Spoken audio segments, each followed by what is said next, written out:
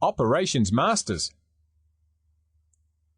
A long time ago, when Windows NT 4 was the server of choice, we had one master domain controller, the primary domain controller or PDC, and this server held a copy of the SAM file that contained all of the user accounts in your domain. Then we had backup domain controllers or BDCs that were secondary read-only copies of the PDC. These BDCs could authenticate users so they could log on, they could access their files and go about their daily work, but they relied on the PDC to update them with any changes. So the PDC was in charge back then, and the BDC were the followers. If the PDC was down, you were in trouble since you couldn't make any changes. When Active Directory arrived on the scene in Windows 2000, things changed, and Windows moved from a centralized PDC model to a decentralized model using multi-master replication, where changes could be made on any domain controller and replicated to all of the others.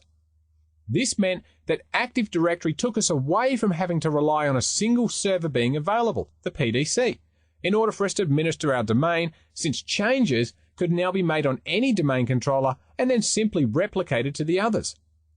If one of the domain controllers was down, the others could still authenticate users and make configuration changes. Well, that's actually not entirely accurate. Active Directory certainly does allow us to make changes to any domain controller, and that's a huge plus, but we still do rely on certain domain controllers being available for specific tasks. Active Directory uses the concept of operations masters for critical operations that require a particular server to take charge of specific tasks. Now, the term operations master is technically the correct term to be using nowadays, but back in the early days of Windows 2000, you might have heard it called the Flexible Single Master of Operations, or FSMOs, as it was often referred to as. In fact, you'll also hear it called Domain Naming FSMO, or Domain Naming Operations Master, so take your pick, all of them refer to the same thing, but Operations Master is the official term used in Windows Server 2008. You see, even though we now use a decentralized model where any one of potentially hundreds of domain controllers in our network can make a change, there are still certain tasks that would cause the Active Directory database problems if every server could do it. Now that's why we have Operations Masters, servers which hold additional powers, if you like, that are required to oversee the management of certain tasks. So what is an Operations Master? Well, an Operations Master is simply a domain controller that holds one of 5 additional roles: the Schema role, the Domain Naming role, the RID, PDC, or the Infrastructure role, and it's important to understand that, like with the global catalog we talked about in an earlier video, the first domain controller you install in the first domain in your forest will assume all of these 5 roles. The first 2 roles, the Schema and the Domain Naming role, are referred to as forest roles, which means that in your whole entire forest, there'll only ever be one machine holding that role. So if our first domain controller in our first domain was this one, then our server would hold all of the 5 roles, including the 2 forest roles, the Schema and the Domain Naming role. Whereas the remaining 3 roles, the RID, PDC, and Infrastructure roles, these are domain roles. And with domain roles, there will be one server that holds these 3 operations roles in each domain. So in this example here, we have 4 domains, and since we only have one domain controller in each domain, every single server here will hold at least 3 roles: the RID, PDC, and Infrastructure roles, with only the first server holding all 5. Now these roles can be transferred to other servers as well, and we'll see how we can do that shortly, so let's go and take a look at what these roles do. Now the first role we have is the Schema role. The Active Directory Schema refers to the structure of the Active Directory database. In other words, what fields are contained inside the Active Directory database. Now there's only one server that holds the Schema Operations Master role in your entire forest. So even if you have multiple domains, the server that holds the Schema role will be required to be up and running and responding when the schema needs to be modified, as this is the only machine that can write changes to the schema. and it will be responsible for replicating these changes to all of the other domain controllers in the forest. We can take a look at the Active Directory schema using an MMC snap-in tool, but since the schema isn't something that Microsoft really advise you to be mucking around with, you'll notice that if we go and click on Start and then choose Administrative Tools, there's nothing in here that'll let you access the schema directly. So to access it, we'll need to click on Start and then type in Reg Server 32, followed by the Schema Management DLL. And just so you can see that there, that's spelled SCHMMGMT.DLL. And if we typed it incorrectly and we hit enter, you'll be able to see that the registration of the DLL was successful. All right, now we'll go and click on Start again, and we'll type in MMC and we'll hit enter. And that's going to open up a blank MMC console. So we'll go to the File menu and we'll choose Add Remove Snap-in. And now we'll select the second option here, which is Active Directory Schema. We'll click Add and then OK. Now over here on the left side of our console, you can see we have Active Directory Schema, so we'll expand that. And beneath this, we've got two subfolders, Classes and Attributes. Now, whilst the topic of this video isn't an in-depth look at the Active Directory schema, to help you understand the schema a little bit better, let's take a brief look at it. So if we select Classes, in the middle here we can see a whole list of Active Directory classes. And in fact, if we scroll all the way down here, you'll recognize some of these. You're going to see things like the User class, one of the most common classes that you, as an administrator, is going to be using. So if we right-click on that and choose Properties, and then go to the Attributes tab, we can see down here all of the attributes that are valid for the class of user. And you're going to see a lot of things in here that you'll recognize, things like when a user's account expires, how many times they've entered in an incorrect password, and things like their user principal name. In other words, all of the things you'd expect to find in Active Directory users and computers. When you select the properties of a user account, you're going to find it in here, and a lot more as well. Now, if we click Cancel and then select the Attributes folder, in here you'll see a list of all of the attributes in our Active Directory schema. And as you can see from this list, there's a lot of them. So what does this all have to do with the Schema Operations Master role anyway?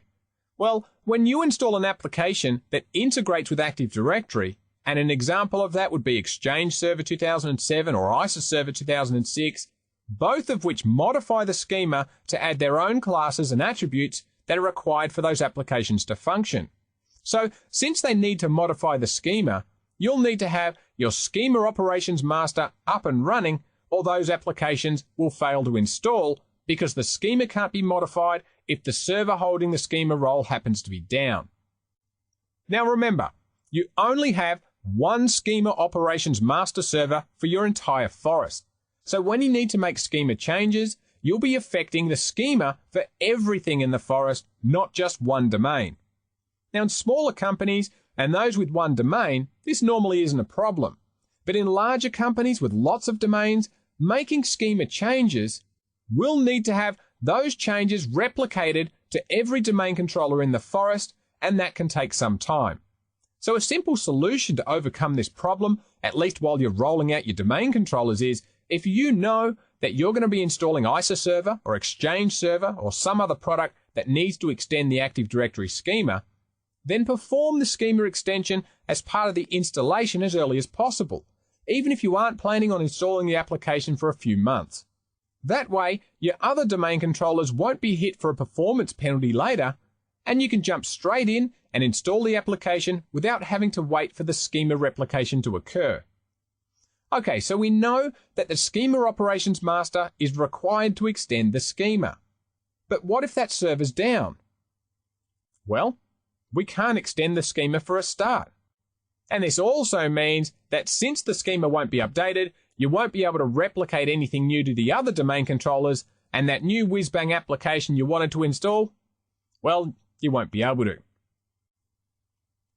In the event that we know that we're going to need to install a schema extending application, but we anticipate that the server holding the schema operations master role will be down, say for maintenance, then we can simply transfer the role to another domain controller, although, in my opinion, it's pretty unlikely that you'll want to shut down your schema master for maintenance at exactly the same time you want to extend the schema.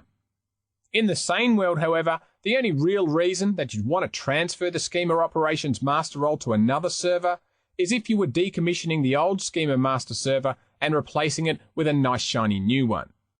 So in this situation, we'd transfer the role to another server, build our new server, then either leave the schema role on the server we just transferred it to, or transfer it back once the new server is up and running. Now, if you don't know which server currently holds the schema role in your company, you can right-click on the Active Directory schema and choose Operations Master, and from here we're able to see which server is currently holding the schema master role. So in this case, dco1.winstructorlab.com is holding the schema master role in our network.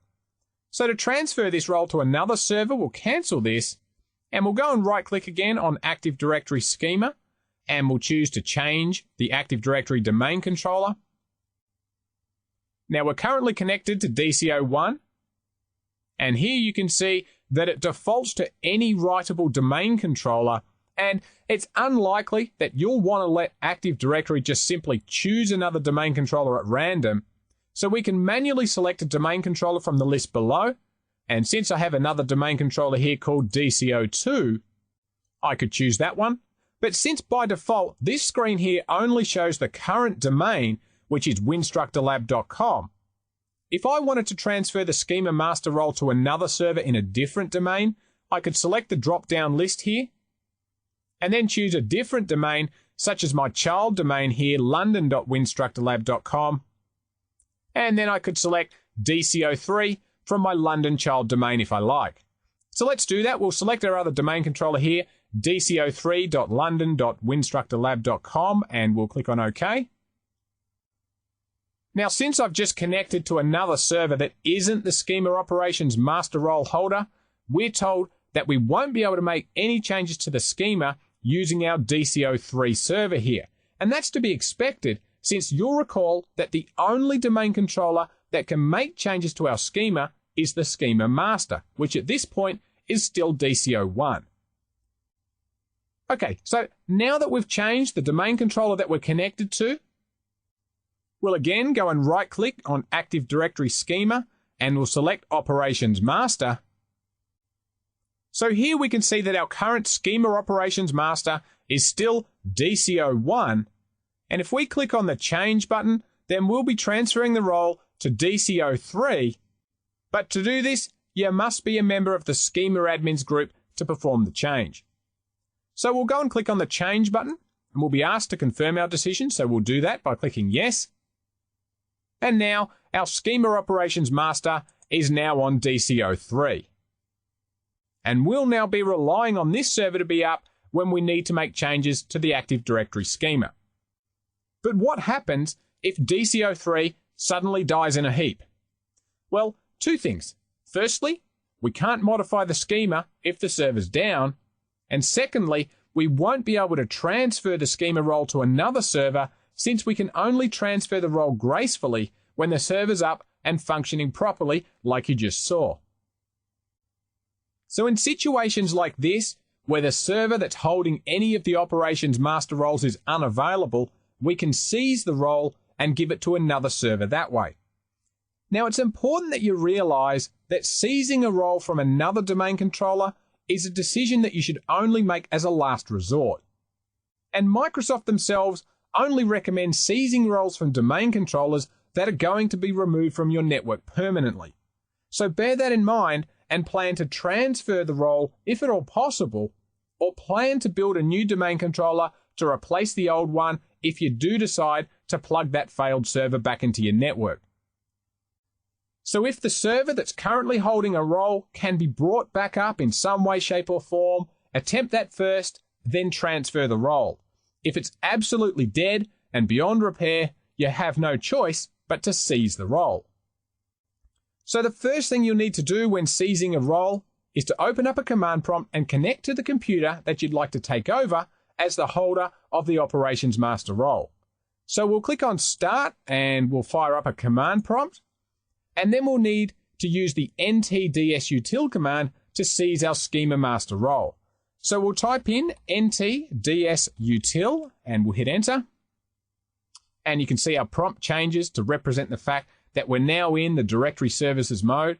Now at this point, you could type in a question mark and you'll be able to see what options you have available if you get stuck. So we'll type in roles and we'll hit enter. And our prompt changes to show the first server master of operations maintenance mode that we're now in. Now I might add, at this point, we're not actually connected to this server with ntdsutil, even though we're running the command on this server. So to connect to our server, we'll first have to type in connections, or we could just type in con here, since this tool also supports partial commands, and this is going to get us into connections mode.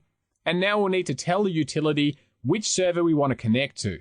So we'll type in connect to server DC01. Now this connect to server here is actually what you'll need to type in. The word server here isn't the name of the server, it's actually the command itself. So on your servers, you'll need to type in connect to server, followed by the name of the server itself, which in my case is DC01. So we'll hit enter. And we're now connected to our server, as you can see, using the credentials of the locally logged on user, which in my case is the administrator account. All right, now that we're connected, we can type in quit, and that's going to take us back to the previous menu. Now from this point on, we can type in a question mark and hit enter. And here you can see the options we have to either seize the various operations master roles or to transfer them gracefully, as we saw earlier, using the Active Directory Schema MMC. All right, so let's just assume that our London server DC03 that now holds the Schema Operations Master role has just blown up and it's unsalvageable. So to seize the role now and bring it back to this computer, we'd simply type in seize Schema Master, and when we hit enter, we'll get a message asking us if we really want to do this. Remember that this is serious business. It means that we're intending never to have DC03 back on our network ever again. So if it's truly dead and beyond repair, we'll click yes. Now, something important to notice amongst all of this output is that even though we chose to seize the Schema Operations Master from DC03, because in my case, the server DC03 is still up and running just fine, and a valid connection exists to DC03, our attempt to seize the role was not really needed. So instead, ntdsutil simply transferred it to our server DC01 the graceful way. Now, if we want to seize or transfer one of the other roles, we'll simply type in a question mark, and you'll see the syntax for each of the other roles. So up here, we could choose to seize the infrastructure master or seize the naming master, the PDC, the RID, of course, the schema. But we can also transfer the infrastructure master, the naming master, the PDC, the RID master, and the schema master as well. So it's a pretty easy process using the command line, and the process is exactly the same regardless of the role that you want to seize or transfer. So from this point on in this video, we'll concentrate on using the GUI. Just bear in mind, if you want to seize a role, you'll need to come in here into the ntdsutil on the command line to do it, as the GUI is only useful for transferring roles. Now, a final point to make about the schema role before we move on is that the only time the schema role is really required to be up and running is when you want to extend the schema. If this server's down for a good period of time or you shut it down, it really won't make any difference to your normal day-to-day operations unless you want to extend the schema. So if it's down, it's down. It doesn't really matter until you want to extend the schema. So if you do plan on installing a schema extending application, you'd better make sure that the server that holds this role is up and running. All right, well, let's move on and we'll take a look at the other operations master roles we have in Windows Server 2008.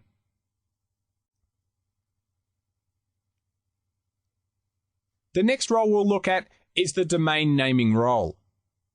The domain naming operations master is responsible for adding and removing domains in your forest. Like the Schema master, there's only one domain naming operations master in your entire forest, and again, like the Schema role, the server holding this role could indeed be down and day-to-day operations will still function normally. So when domains need to be added or removed, the domain naming operations master needs to oversee that change. It's also in charge when you want to rename a domain so it can ensure that the name is unique.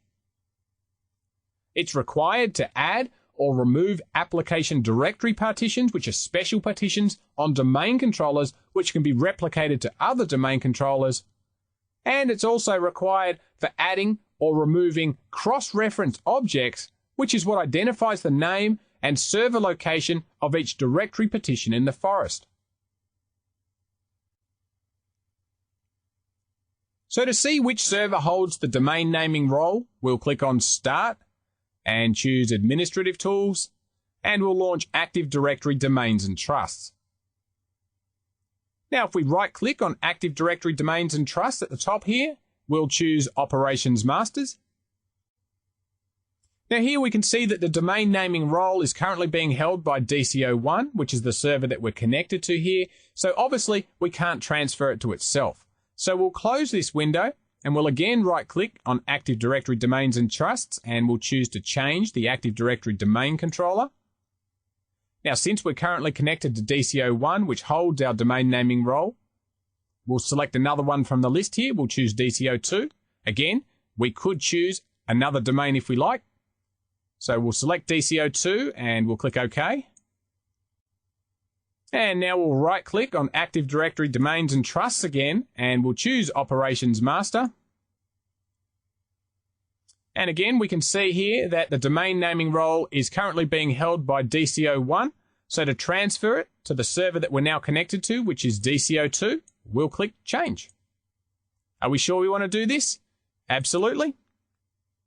And we can see that the change was successful. So DCO2 has now taken control of the domain naming master role, so we're free to shut down DCO1 and do whatever we like with it, since DCO2 is now in charge when it comes time to add or remove domains in our forest. So again, if DCO2 here happens to be down, we won't be able to add in any new domains, remove domains, or rename them until we bring this server back up, or transfer the role to another server, or seize it if DCO2 is dead and beyond repair. The next role we'll look at here is the PDC Emulator role. This is a domain role, which of course means that one server in every domain in your forest will need to assume the PDC role. The PDC Emulator Operations Master really has two functions. It's designed with Windows NT4 domain controllers in mind because it serves to trick Windows NT4 backup domain controllers, or BDCs, into thinking that there's a real Windows NT4 primary domain controller, or PDC, on your network. The Windows 2008 server that holds the PDC Emulator role will authenticate Windows NT logons and password changes. It'll also control replication of domain changes to all of the other Windows NT4 backup domain controllers that you might have left over in your network. Now, even if you don't have any NT4 backup domain controllers on your network, the PDC Emulator server is still there, and it's still responsible for controlling password changes. So what happens is when a user's password is changed, this password is sent to the local domain controller, which accepts the change and passes it on to the PDC Emulator, which could be on the same server or another one, and that's then responsible for authorizing the change. If it authorizes the change, then that new password is then replicated to all of the other domain controllers. Now, because there can be a time delay during the time that a password has just changed and the time that all domain controllers have had that password replicated, whenever a user logs on, the domain controller will always check the PDC Emulator just in case there's been a password change that it doesn't yet know about. And this is important since if a domain controller doesn't yet know that that user's password has changed, since it hasn't had that change replicated to it yet, and this user attempts to log on, then the domain controller won't accept the user's password. So this checking in with the PDC emulator first will alleviate that problem that a replication delay might cause. Now the PDC emulator does have another special power as well. It handles account locking or unlocking as well as high-speed password replication. Now generally speaking, replication of any Active Directory object doesn't happen quickly, but the main two exceptions are passwords and account lockouts. Now let's face facts here, if you enter in your password 3 times unsuccessfully and your account is locked out, what good is your security if you can attempt more logins against another domain controller which hasn't yet had time to be notified that your account's locked out? Now similarly, if you request a password change and the help desk connect to their local domain controller and change your password, and you try to log on with a password that hasn't been replicated to your local domain controller, then you'll be denied access too. So that's the role of the PDC emulator.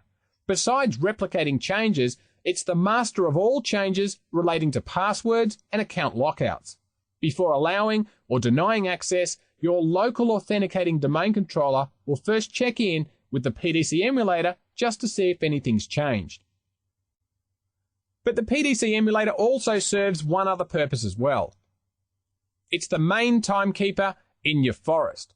That's right, the PDC emulator is responsible for forest-wide time synchronization. Now don't forget, if you have more than one domain in your forest, you'll also have more than one PDC emulator. Now these PDC emulators will synchronize their time with each other. If they don't, then Kerberos authentication will fail. But there is one PDC emulator that's above all of the others, the master of time if you like, and that server is the first PDC emulator installed in the first domain in your forest. All other PDC emulators in each of your domains will synchronize with this server. But as strange as it might sound, this master PDC doesn't have to synchronize with anything. In fact, it doesn't even have to have the right time at all. Although it probably should go without saying that if its time's out of sync, then all of the other PDC emulators will be out as well. So it's a good idea to synchronize your master PDC against a reliable external time source to ensure that it does keep good accurate time. Now one final point is make sure that you set the time zone of each of your domain controllers to the correct time zone. Now if your master PDC happens to be in London and you have domain controllers in New York, if you don't set the time zones to be an accurate depiction of where they're situated geographically and just change the clocks to your local time, then when Active Directory replicates, which it does in universal time by the way, then synchronization will fail as the time is going to be out of whack.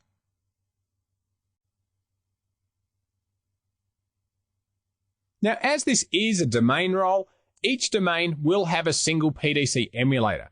So to transfer the PDC emulator role to another server, we'll click on Start, we'll go to Administrative Tools, and we'll launch Active Directory Users and Computers. Now we'll right-click on our domain here, winstructorlab.com, and we'll choose Change Domain Controller.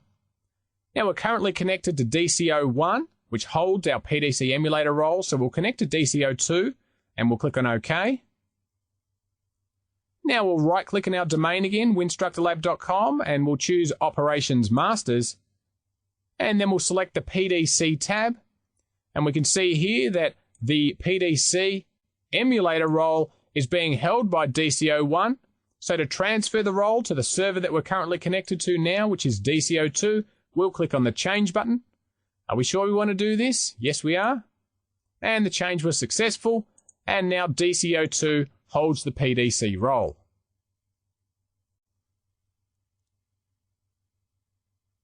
The next operations master role we'll look at is the relative identifier, or RID. In Windows Server 2000, 2003, or 2008, each domain controller is capable of creating users, groups, and computer accounts. Each account has something called a SID, or a security identifier. Now a SID looks something like this. The first part of the SID, the S-1-5, is a value that applies to all SIDs.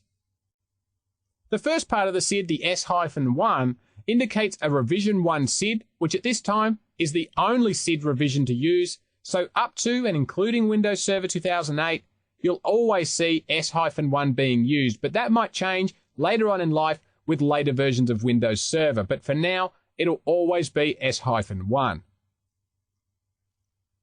The next part, the value of 5, indicates the issuing authority, and this value of 5 always indicates a Windows NT 2000, 2003, or 2008 domain.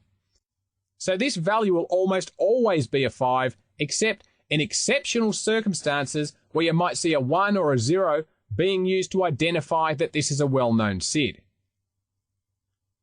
Now the next section of the SID, the part that forms the majority of the numbers, is a value that identifies which domain this SID belongs to. And since this is such a large number, it's nearly impossible for another account to ever have the same SID as this one. So check out your own in your domain, and you'll see that it'll be different to mine here. Now, even if someone over the other side of the world creates an identical domain name and user account as this one, this value should theoretically be impossible to reproduce. The final part of the SID, in this case the value of 500, is a randomly generated relative identifier, or RID. In this case, the value of 500 here indicates that this is the administrator account. But for any new accounts that you create, these accounts will start with a value of something over 1,000. Now you and I really don't see SIDs being thrown around the place too much, since a SID is a behind-the-scenes way for Windows Server to identify user accounts. Now you and I will see the user account being called names like Bob or Betty or Jack. Windows sees a SID called this whole long number ending with a unique value like 1001, 1002, and 1003. So when your domain controller needs to create a new user account, it already knows what the first part's going to be. It's going to be this part here highlighted in yellow. The only difference is the last part. It's the RID master that's responsible for handing out these relative identifiers to each of your domain controllers. The RID master hands out these RID numbers in batches of 500 to each of your domain controllers. So when your domain controller needs to create a user account, it doesn't need to contact the RID master for a RID that it needs to assign to an account. It already has a whole bunch of them that it can use, and so it just goes on happily creating a unique account. In fact, the RID master can be offline and accounts can still be created. The only time the RID master must be up is when the local domain controller needs to get more RIDs. So when the local domain controller only has about half of its relative IDs left, it'll just contact the RID master and ask for more.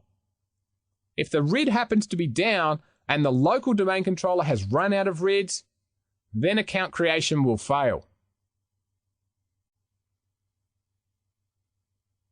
Now, as the RID master is another domain role, each domain will of course have a single RID master. So to transfer the RID role to another server, we'll click on Start, we'll go to Administrative Tools, and we'll launch Active Directory Users and Computers. Then we'll right-click on our domain, winstructorlab.com, and we'll choose to change domain controller. We're currently connected to DCO1, which holds our RID role at the moment. So we'll connect to DCO2, and we'll click on OK. Now we'll right-click on our domain again, winstructorlab.com, and we'll select Operations Masters. Now the default tab here is the RID tab, which is what we're looking for, and we can see that the RID role is currently being held by DCO1. So to transfer the role to the server that we're now connected to, which is DCO2, we'll click on Change. Again, are we sure we want to do this? Yes, we are. And we can see the change was successful. Now, by the way, if you're at all interested in finding out what your SID is for your own user account, we'll click on Start and open up a command prompt. And if you simply type in, "Who am I?" with the /user switch and hit enter, you're going to see your SID listed here.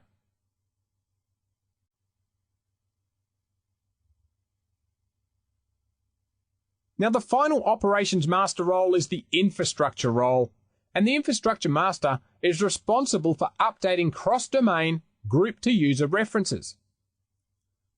When you change a user account or add a user to a group, these sorts of changes don't tend to show up in other domains for quite a while. So it's the job of the infrastructure master to help speed up this process. the infrastructure master compares its data against what's stored in the global catalog. If it has outdated data, it updates the data and then replicates it out to the other global catalog servers in the other domains. If the infrastructure master is down, these group to name references won't be available, and the net result is that when a user's been added to a group that grants them access to a resource in another domain, the likely result is that access will be denied as the target domain has no idea that the user's group membership has changed. Now again, as this is a domain role, each domain will have a single infrastructure master. So to transfer the infrastructure master role to another server, we'll click on Start. We'll go to Administrative Tools, and again, we'll launch Active Directory Users and Computers. We'll right-click on our domain, winstructorlab.com, and we'll choose Change Domain Controller. We're currently connected to DCO1 again, which holds our infrastructure master role at the moment. So we'll connect to DCO2. And we'll click on OK. And now we'll right-click again on our domain, winstructorlab.com, and we'll choose Operations Masters. And then we'll select the Infrastructure tab. And here we can see that the Infrastructure Master role is being held by DCO1.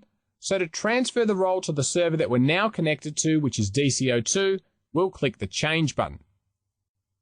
Now, are we sure we want to transfer this role? Yes, we are. And we can see that the change again was successful. The other thing you should be aware of regarding the server that holds the infrastructure master role is that whatever server holds the infrastructure master role, it should not be on the same server that's also a global catalog server. The reason for this is that the role of the infrastructure master is to compare objects in the local domain against objects in other domains in the same forest. If the server that's holding the infrastructure master role is also a global catalog server, then it will never see any differences since the global catalog holds a partial reference of every object in the forest. So in this case, the infrastructure master role will never do anything. Now this rule of never put the infrastructure master on the same server that's also a global catalog server is true when you either have multiple domains in the forest or you have domain controllers in a domain that aren't global catalog servers. In these cases, the infrastructure master role should be transferred to a domain controller that's not a global catalog server. The only exceptions to this rule is when you have a single domain forest, in which case the infrastructure master will never do anything anyway, since there's only one domain and it's responsible for cross-domain references, which of course it won't need to do if there's only a single domain. The other exception is when you have every single server in the domain that's also a global catalog server. Again, in this situation, the global catalog already knows everything, so the infrastructure master isn't required.